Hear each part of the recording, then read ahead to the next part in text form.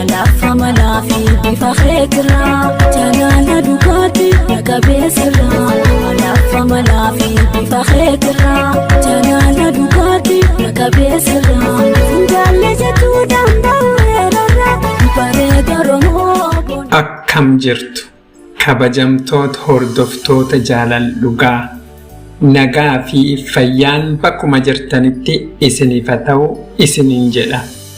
Har'a mata duree baay'ee gaarii ta'e tokkoo fi keessumattuu dhugaa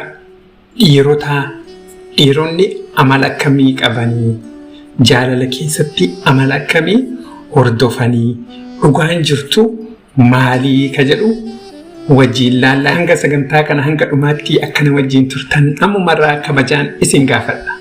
Dhiirri tokko jaalala keessatti dubartii tokko yeroo hin jaalatin amala akkamii argisiisaa? Keessumattuu amala tokko qofa. Amaloota baay'ee qaba.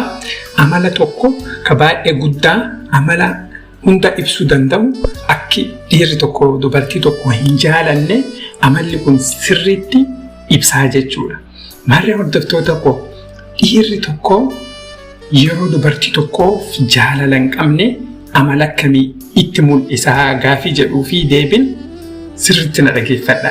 Deebiin yeroo ati itti dubbattu, yeroo ati yaada itti kennitu sin dhageeffatu, yeroo ati itti dubbattu sin dhageeffatu, yoo ati gaafatte waanuma ati jetteen ka ati gaafatte sunu yaadatee deebisee sitti himuu hin danda'u jechuudha.